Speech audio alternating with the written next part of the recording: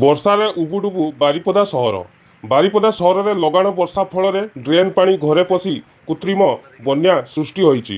ସହରର 7, 8, 9, 15, 17, 20, 23, 24, 28 ଆଦି ଅନେକ ୱାର୍ଡରେ ଡ୍ରେନ୍ ପାଣି ଅନେକଙ୍କ ଘରକୁ ପଶିବା ଫଳରେ ନାହିଁ ନଥିବାର ଅସୁବିଧା ଭୋଗ କରୁଛନ୍ତି ଅଞ୍ଚଳବାସୀ।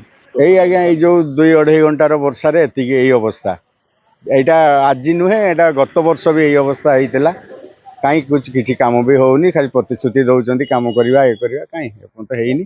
ତ ଆଜି କ'ଣ ଚେୟାରମ୍ୟାନ୍ ତ ଆସିଛନ୍ତି, ଦେଖିଦୁକାକି ସେ କ'ଣ କରୁଛନ୍ତି, କ'ଣ ଡିସିସନ୍ ନେଉଛନ୍ତି ଦେଖିବାର ଅଛି ଆଉ।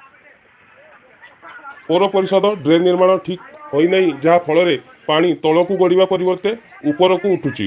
ଫଳରେ ଡ୍ରେନ୍ ପାଣି ଉଛୁଳି ଘର ମଧ୍ୟରେ ପ୍ରବେଶ କରିଛି ବୋଲି ସ୍ଥାନୀୟ ଲୋକେ ଉତ୍ତେଜନା ପ୍ରକାଶ କରିଛନ୍ତି।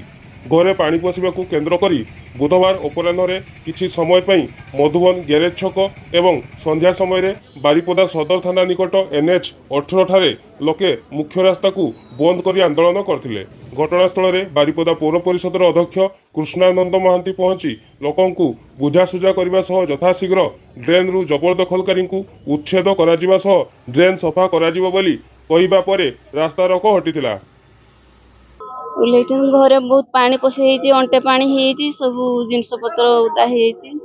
ଆଉ ଘରେ ବି ବହୁତ ପୋକ ଜୋକ ବି ପଶୁଛନ୍ତି, ହଇରାଣ ବହୁତ। ଆଉ ଚାହୁଁଛୁ ଡ୍ରେନ୍ ଟା କରିଦେଲେ ଆମର ସୁବିଧା ହୁଅନ୍ତା, ପାଣି ପଶିବନି। କରିଥିଲେ କାଉନସିଲର ମାନଙ୍କୁ କହିଥିଲେ, ଆସିନାହାନ୍ତି ଏତେବେଳେ।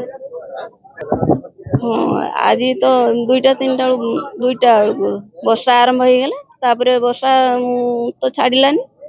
ବହୁଳ ଭାବେ ବର୍ଷା ହେବା ଯୋଗୁରୁ ଘର ପାଣି ବୁଡ଼ିଗଲା, ଆଉ ଚାରିଆଡୁ ପାଣି।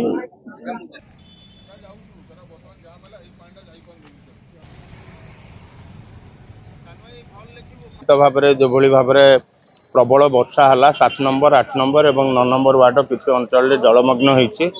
ତାକୁ ଲୋକଙ୍କର ଇଏ ଅନୁସାରେ ମୁଁ ଆଜି ପରିଦର୍ଶନ କରିବା ପାଇଁ ଆସିଥିଲି ଏବଂ ଏଥିରେ ଦେଖିଲୁ ମୁଖ୍ୟତଃ ବିଭିନ୍ନ ଜାଗାରେ ଡ୍ରେନ୍କୁ ଏନକ୍ରୋଚ୍ କରାଯାଇଛି, କିଛି ଜାଗାରେ ଡ୍ରେନେଜ୍ ସିଷ୍ଟମ ଭୁଷୁଡ଼ି ଯାଇଛି ଏବଂ କିଛି ଜାଗାରେ ମଧ୍ୟ ସରକାରୀ ଏବଂ ମ୍ୟୁନିସିପାଲିଟି ଜାଗାକୁ ଲୋକ ମାଡ଼ି ବସିକି କିଛି ଘର ଏବଂ ଦୋକାନ ଘର ତିଆରି କରିଦେଇଛନ୍ତି, ଲମ୍ବା ଲମ୍ବା ସ୍ଲାବ୍ ପକାଇଛନ୍ତି। ତେଣୁ ଆଜି ପରିଦର୍ଶନ କଲା ପରେ କାଲିଠୁ ଆମେ ଆକ୍ସନ୍ ମୋଡ଼ରେ ଆସିବ ବାରିପଦା ମ୍ୟୁନିସିପାଲିଟି। ଆମର ଅମିନ ଏ ସମ୍ପୂର୍ଣ୍ଣ ଏରିଆଟାକୁ ମାପ କରାଯିବ, ଇଞ୍ଜିନିୟରିଂ ସେକ୍ସନ୍ DPR ପ୍ରସ୍ତୁତ କରିବେ, ଯେମିତି ଆସନ୍ତା 2 ମାସ ଭିତରେ ସମ୍ପୂର୍ଣ୍ଣ ଭାବେ ଗୋଟେ ଡ୍ରେନେଜ୍ ସିଷ୍ଟମ ଏଠି ତିଆରି ହେବ, ତାର ସୁବ୍ୟବସ୍ଥା କରିବା ପାଇଁ ଆମେ ଚେଷ୍ଟା କରୁଛୁ।